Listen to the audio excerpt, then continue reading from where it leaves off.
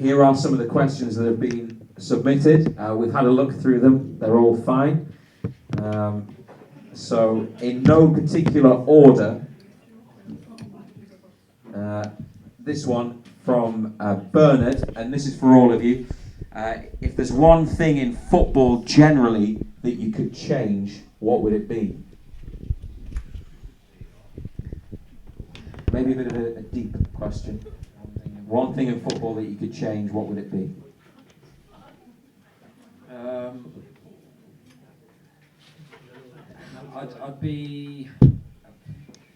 I'm tending more towards cheating in terms of diving, because that really grinds me. But I would say, actually, it would be wages. It would be a financial cap. Personally, I think it levels the playing field, and I know they're trying to do it, but there's ways and means. So, like I say, bringing it back to the boys that re-signed for Gateshead, I like the passion. I love people that just love the game. As old-fashioned as that is, obviously, money is always a factor in life, but in terms of there's bigger things out there, and I think if you put the wages cap on it, it'd take that out of it, and it'd be more level playing field.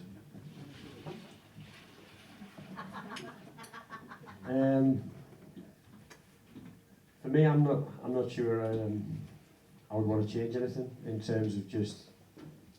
I think if I start trying to change things, then it becomes too comfortable for me. I think I got into the game a few years ago,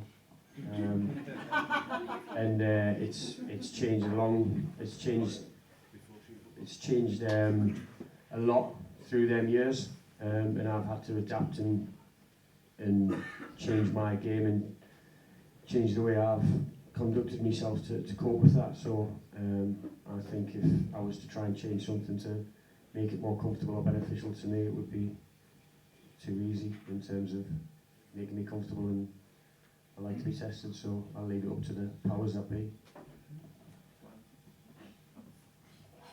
Mine would be obviously quite relevant, like you said, in terms of ownership of clubs. Obviously what's happened here last year, what happened at Bury, I think the league have got to try and do more to try and stop people getting in charge of football clubs who shouldn't be in charge of football clubs. I don't know what the test is for that to happen, but I think that needs to be looked at and certainly improved upon. Another question from Mickey, a football question, probably for you, Mike, and maybe, well, in fact, you can probably all answer it actually. What have you done to JJ? He's nearly a prolific goal scorer now. He is your top scorer this season.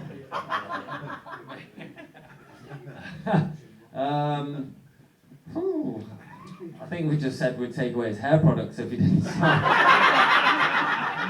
Maybe it scared him enough to get in the box and get his head on the end of a few. No, to be fair, JJ, he bleeds Gateshead as you can well see. He does. He loves it, and he's like a magnet. He's got that knack, and I wish I had it. But the fact is, he's the right place at the right time, and there isn't anyone that's more honest and hard working on the pitch. And he's there. And again, like Busty said about Trevor, how upbeat he is. That's JJ. He's always encouraging. He's always positive, and he's always trying to look at putting a positive spin on things. So he deserves a lot of credit because he's had a tough couple of years in terms of minutes on the pitch, and thank God he's better on the pitch than he is a kit man.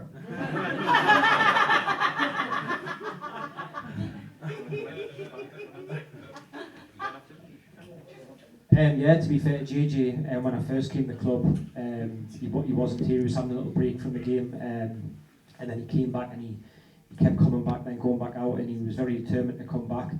And the big thing I will say about him getting goals, and as Mike says, he's got a bit of a knack to know where to go, but he's practiced his heading loads. If you look at JJ sort of 3 years ago, he wasn't great at heading. It was probably a weakness in his game.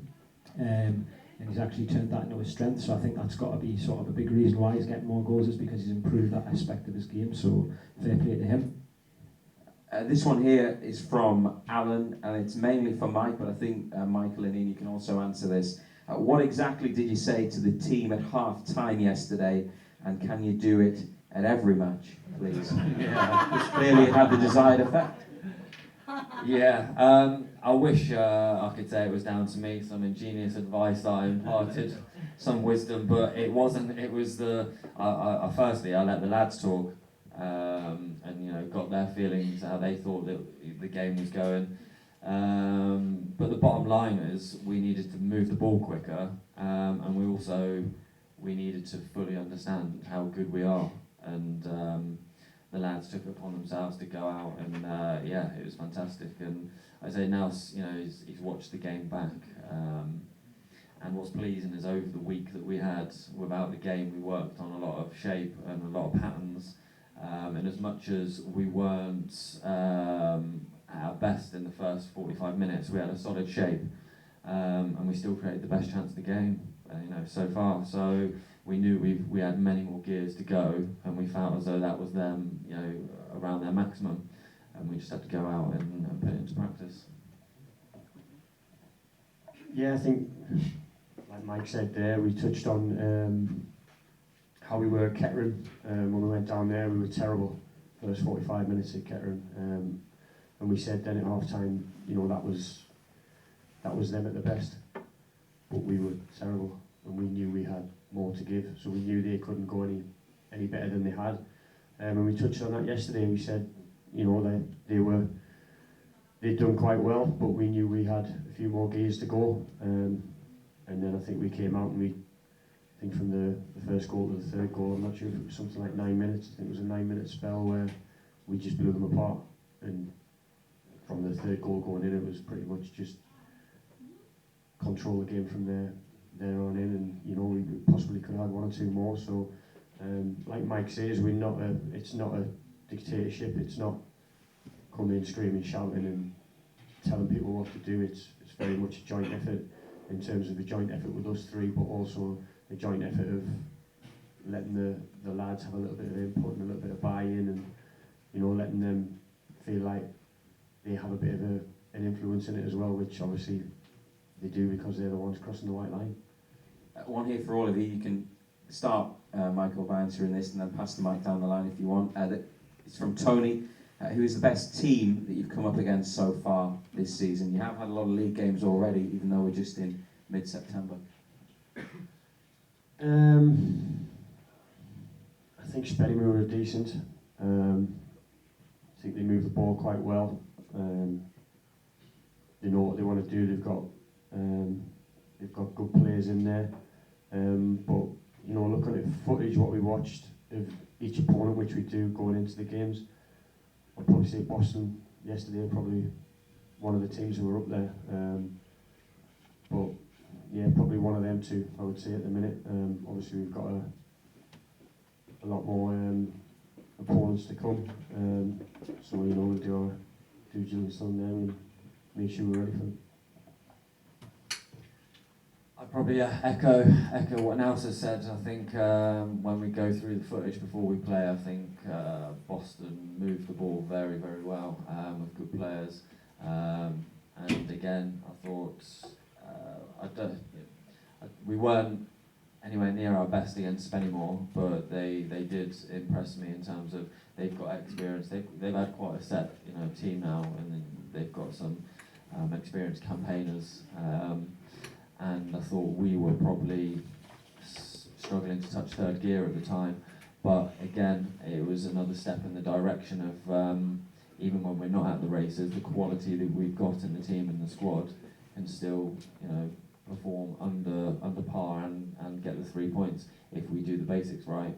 And then it shows the potential that we have got when we are all firing and playing as a team like we know we can. But personally, I've been, I suppose it sounds disrespectful to the league, but I've been surprised with the standard of the opponent because every game we've watched, they do seem organised, they do seem like they've got patterns. Even like the first game, Southport, they were just direct, and I think, as you say, in in all of our games, they probably entered our 18-yard box out of the most teams, because it was just from every angle, from every dead ball, they were launching it in. But they've got an identity. Do you know what I mean? Football's football, and you find a way to win, and that's the most important thing. So I've been, very surprised with the standard of every team we've played, because they've all got good players and are well organised. I think we played Telford away, and we came in with a point, and I probably looked at that and thought maybe we haven't deserved that point, although lads dug in and we've done brilliant, but I think they probably finished the game thinking we should have won that game. Brad was brilliant, so they were very good. York, I thought we were the better team against York, but also I think you look at them and you can see that they're going to find a way to win most games. So for me, if you can finish above York, you're going to be pretty much there or thereabouts. Keep hold of the microphone. Ross and Karen both want to know about your nickname, Busted. Where does it come from? Why do people call you Busted?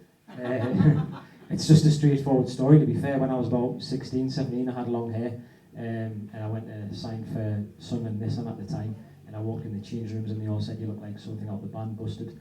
And I was like, well, that'll never stick. And then 15 years later, I'm still getting called it, so it stuck. This one from Victoria, it's for all of you. Do you think us being full-time compared to part-time, like some clubs are in the league, is having a massive impact on how we can change a game? Presumably fitness and the fact you work with the players for longer. Yeah, I certainly think it helps. Obviously there's upsides and downsides to being full-time. We missed out on some players in the summer who obviously we're getting more money to play part-time and have a job on top of that. But for us, we wanted to be full-time because we know that we can work with the players every day. You get that extra fitness from them, you get that extra togetherness from them. And obviously certainly some of the players that we brought in, we wouldn't have been able to brought in if we had stayed part-time, because the players that we're looking at, we want them to be hungry and we want them to look to progress with their career. So if you're choosing full-time over part-time, that's a good start for that. So yeah, it definitely does help with the fitness and a lot of other things as well. Yeah, I think Busty summed it up really. I think we get more time with the lads, so we can work on the detail, the conditioning, the recovery sessions, a little bit of film as well, kind of when we're studying opponents, we've got time with that.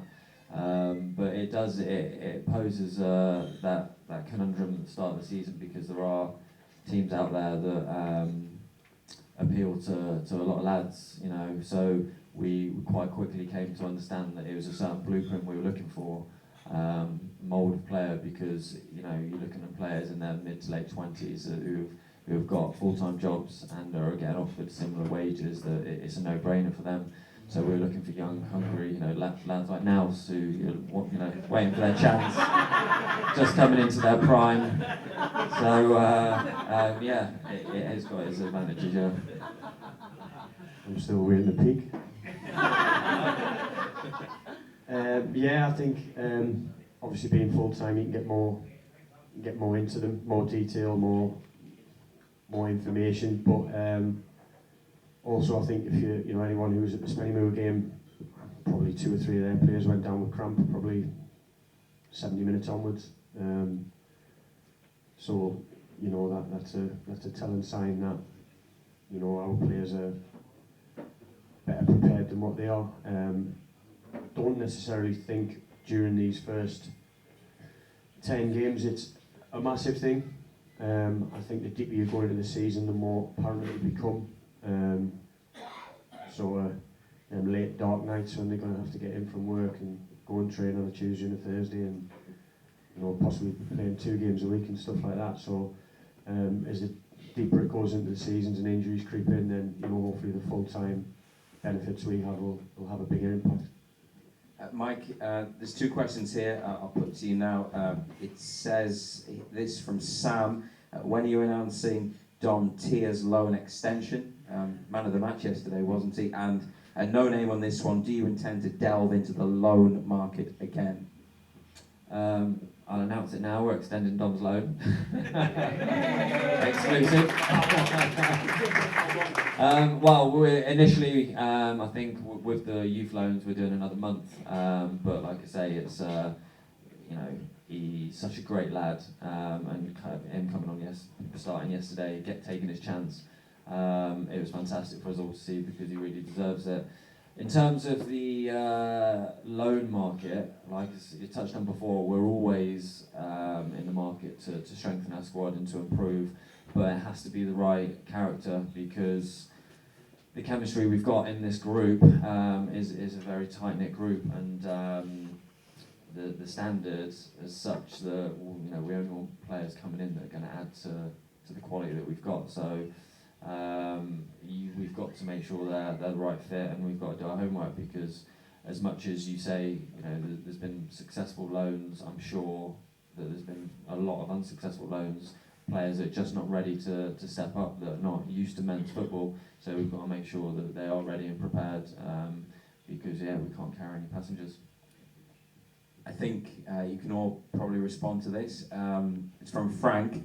You practice shooting for goal prior to kick-off, but I never see it happen in play. Why can't we get more players forward, like on Saturday, to help our number 9, Joshua? I don't know, whoever asked the question, would they like to shed some light on that? In terms of, like I say, for me, we want to play effective football, and of course we want to score 3 goals every game, and we want to be creating more chances and final third entries, but it's all got to be off that better discipline. We're working every day to try and find a way to build the play and to get the ball into the final third, but to sustain it as well, not just kind of direct football. It's one of them kind of situations that every manager is scratching their head because we all want to have offensive football, but like I say, if you're 2-0 down, playing 5 up front, it's not effective and it's not going to work out. So yeah, it's one of them where I think Josh is so pacey. Sometimes it's hard to keep up with him. Move on to this one from Carl. If we got to the 3rd round of the FA Cup, for each of you, what would your dream draw be? I mean, yeah, I think it's Newcastle for me. It'd be unbelievable to. Neil? Away.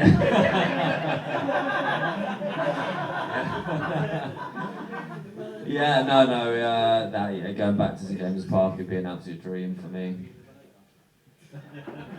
Yeah, being Newcastle for me as well. I was a season ticket holder as a young lad under the sort of the Keegan era and stuff like that. So to go back there and actually play there, it's a stadium I never played at during my career. So definitely like to go there. Sorry, but just to go back to that previous question, in terms of getting more people around Josh to get goals, do you mean more people like our top scorer JJ?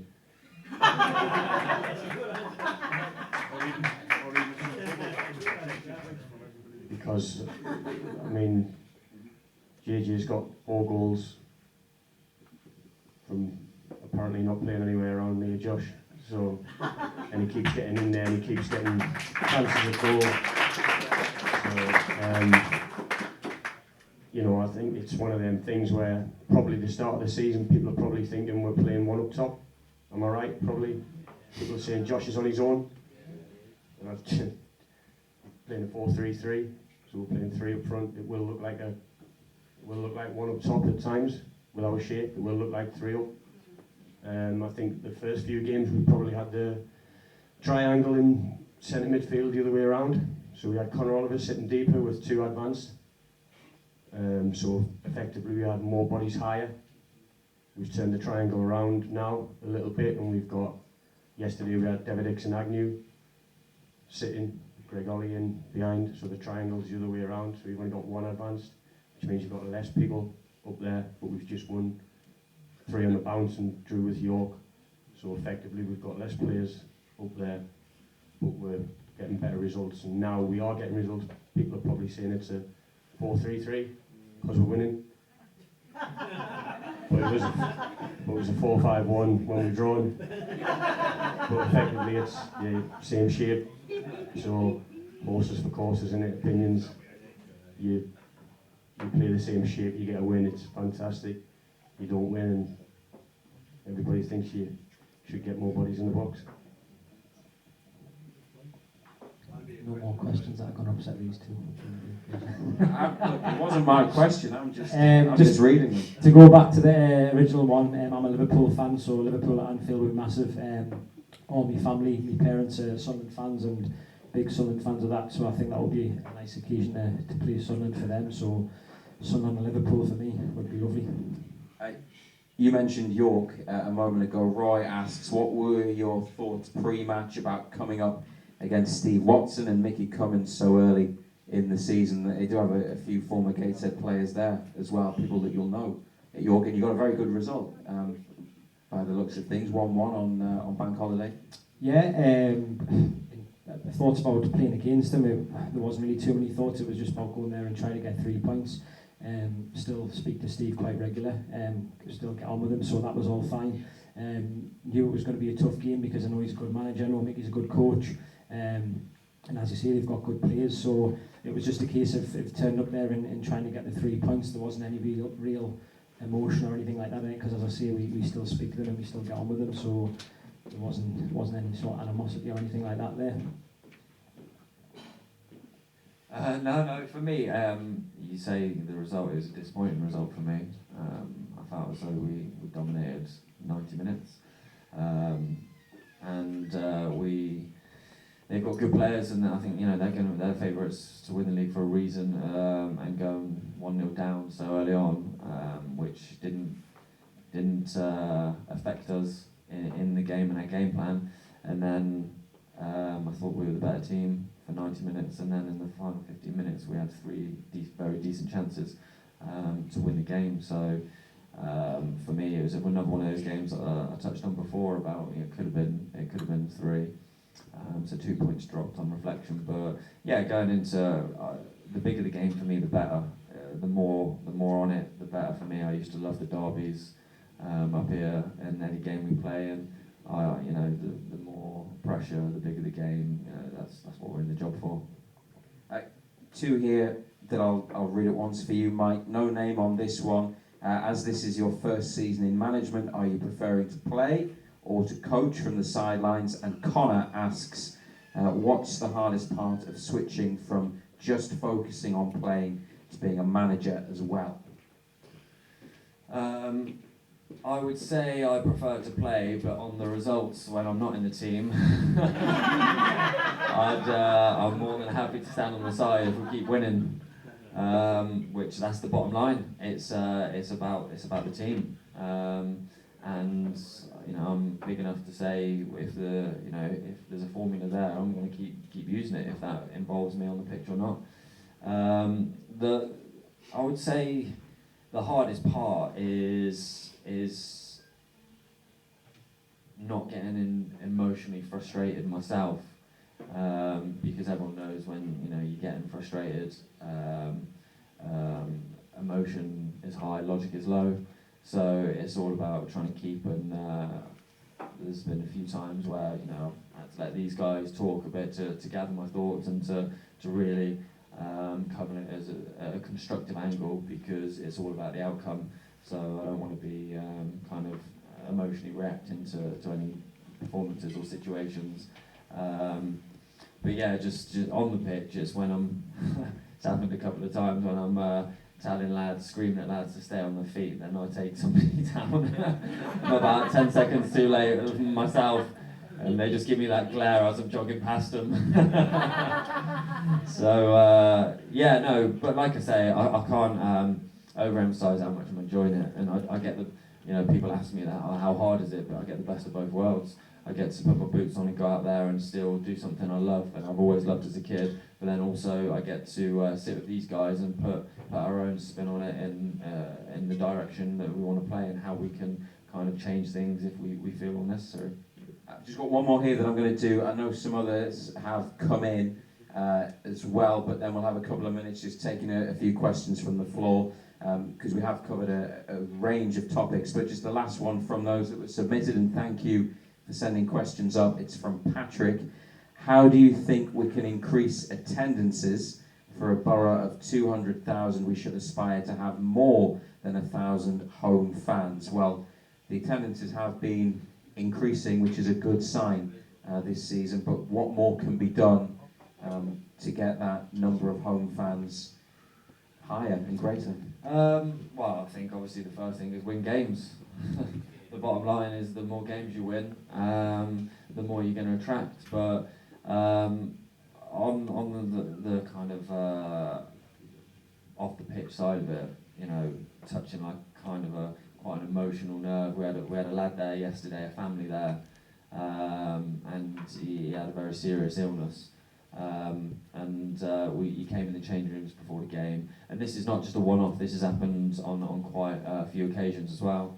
And he came in the changing room, and the lads all had a picture, had a little chat with him, and then afterwards we've gone upstairs, and Scotty Barrows sat with him for a good half an hour, 40 minutes, and then, you know, have a bit of chat with him, a bit of banter with him, and as we're leaving, the parents are thanking me, which I've done zero, really, but truly emotional. Like, it's changed their lives, and it's basically taken their mind off that little bit of pain, taking their mind off the pain that they go through on a daily basis, and speaking about how they've been looked after and how Gateshead have really kind of pulled out all the stops, and that's been at numerous occasions as well. So for me, that's where football is important, but it's still just a game, and when these guys are working so diligently and relentlessly behind the scenes and really changing people's lives, because that you can see that, you know, the smile on the lad's face, and the whole family and the parents were just proud as punch to being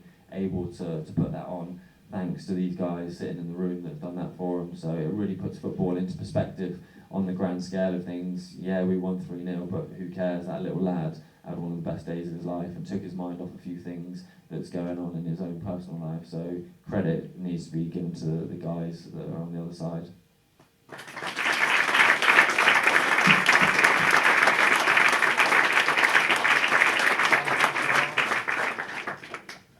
Yeah, obviously, to get more people in, you've got to win games. You've got to attract them. Drag someone along with you. Just advertise it. Speak to people about it. Drag someone with you, and then hopefully when you drag them with you, you know, I think what we normally 800 normally come in. There was over 1,000 there. Home fans yesterday. Probably some who don't normally come. They've come along, seen a good performance and a good win, so they might come back. So, you know, you've got to get them through the door, and then once you get them through the door, you've got to make sure you keep them.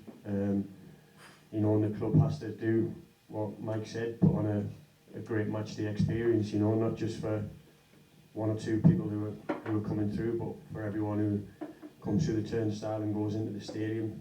Everybody has to walk out of there thinking, not only did I enjoy the match, but, you know, the hospitality, the people working there.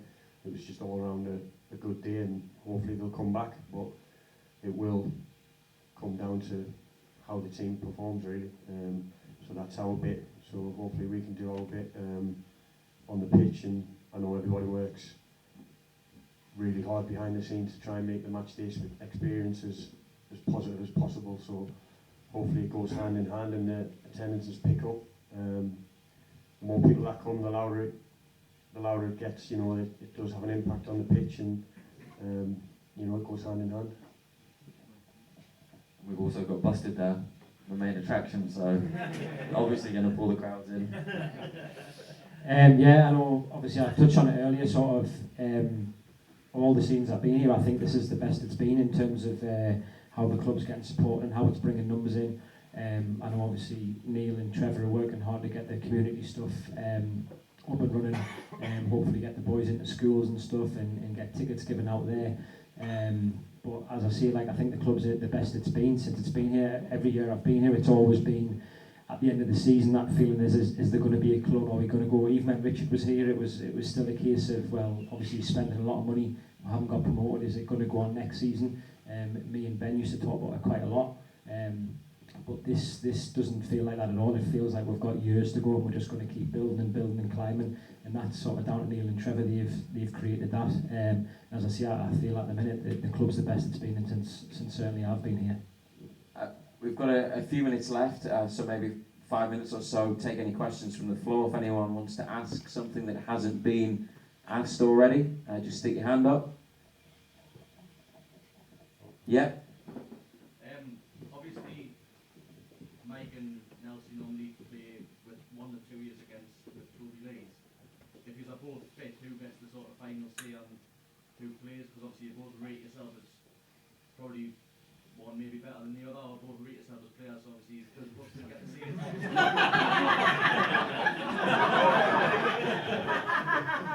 Toby.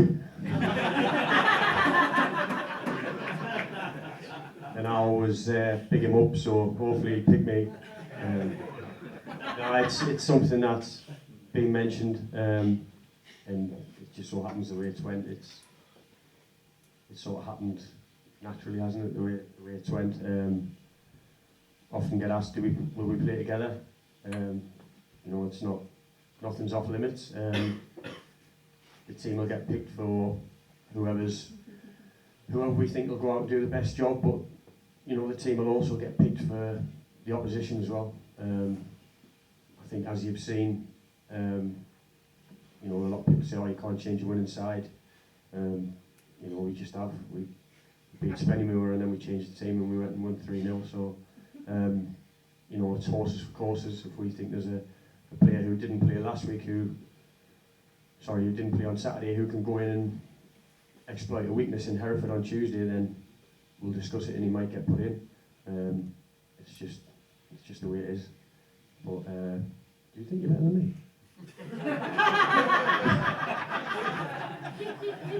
When you're competing against somebody who answers the question, would you change anything in football? And he says, no, because I find it too easy. What can I say? Nelson's playing Tuesday.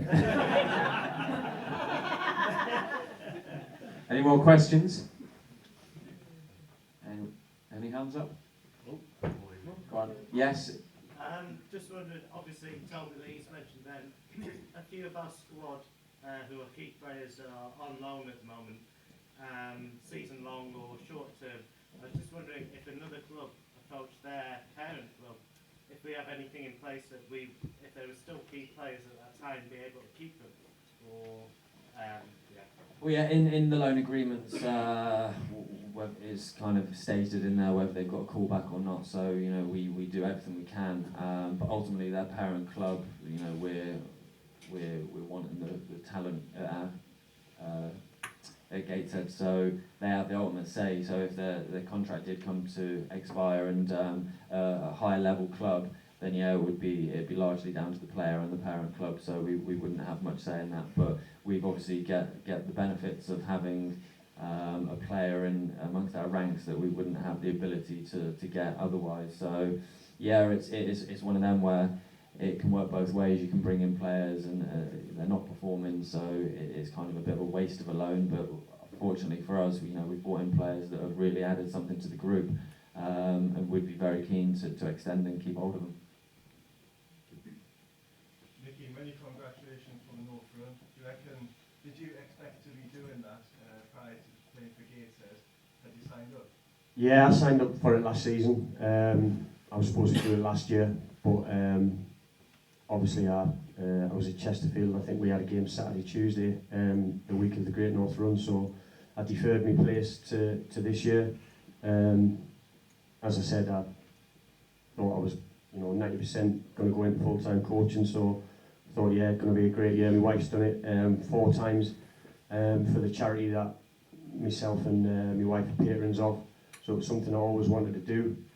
And yeah, I signed up for it and I knew I was going to do it. Even if we had a game on Saturday before, I still would have done it. I don't think I would have got 134, but I still would have done it.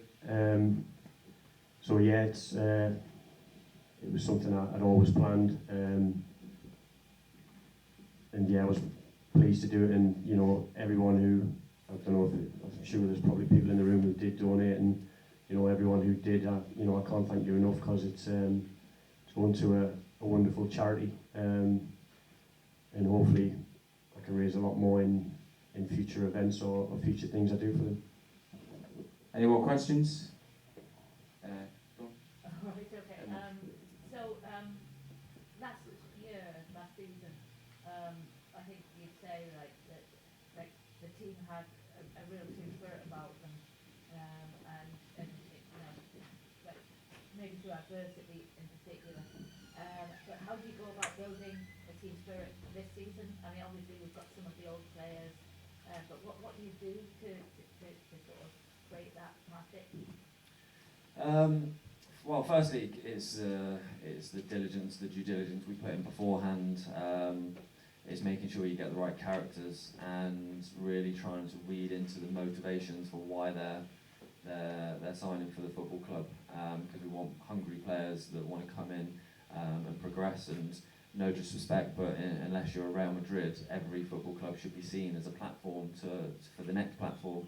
And that's what, you know, we spoke about earlier about the pathway to higher levels, and it's been a fantastic springboard.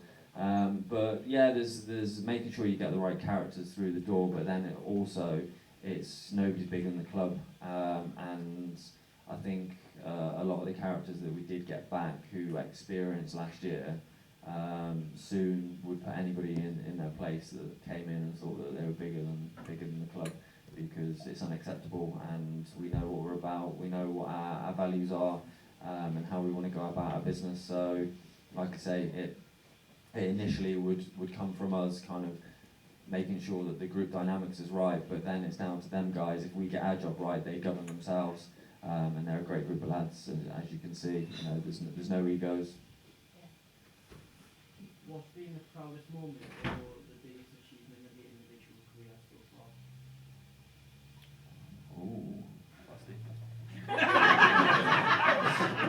I'm going to go first because mine's going to be compared to these two. What would you say proudest moment of Of the individual career? Or best achievement? Playing career was getting 3 promotions in 3 years. That was something I'll look back on and be really proud of. So since I've took over from here, I'll always remember mine and Ben's first game at Salford, Mike as well. It was just like it all happened so quickly, and it was just a very, very proud moment going down to Salford with Mike and Ben and getting a good result. And it's a day that I'll probably remember for the rest of my life, to be honest. So yeah, that was right up there.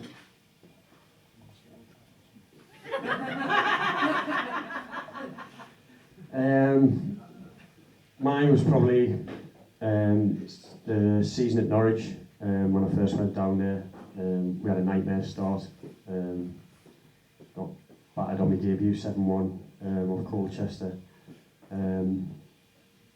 Got took out of the squad and then managed to get back into the squad, and ended up scoring the winning goal at the Valley at Charlton to get us promoted to the Championship.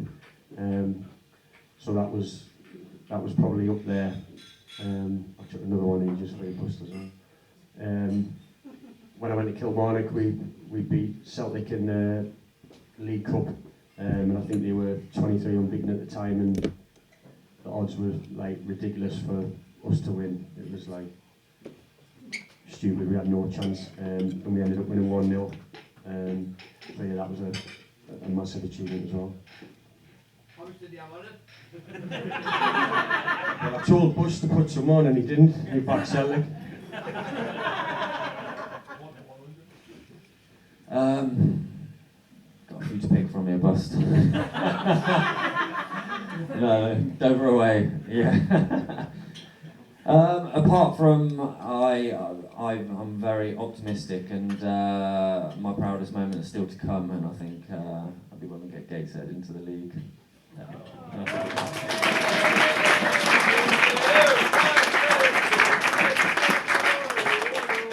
But no. How long we got? No, yeah, I've just been very fortunate to have a really good career and been involved in some fantastic games and being in a team that got into the Europa League and playing some fantastic grounds. Old Trafford winning 1-0.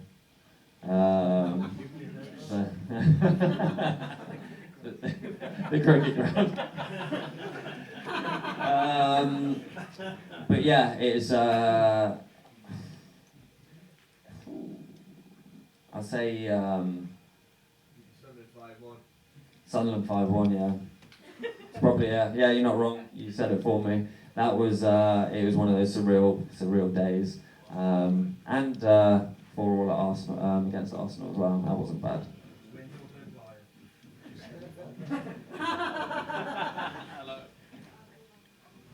I think that's a nice place to finish. Thank you so much for all of the questions that you've asked and that you've submitted, and of course thanks for coming tonight and supporting Gateshead Soul and the football club. I've also been asked to mention that there's a quiz night at the Grey Nag's Head on Thursday the 3rd of October, and another reminder that the next Soul meeting is on the 25th of September, so in a couple of weeks at the Pelor Social Club. And the final thing to do is just to thank Michael Nelson, Ian Watson and Mike Williamson for their time tonight.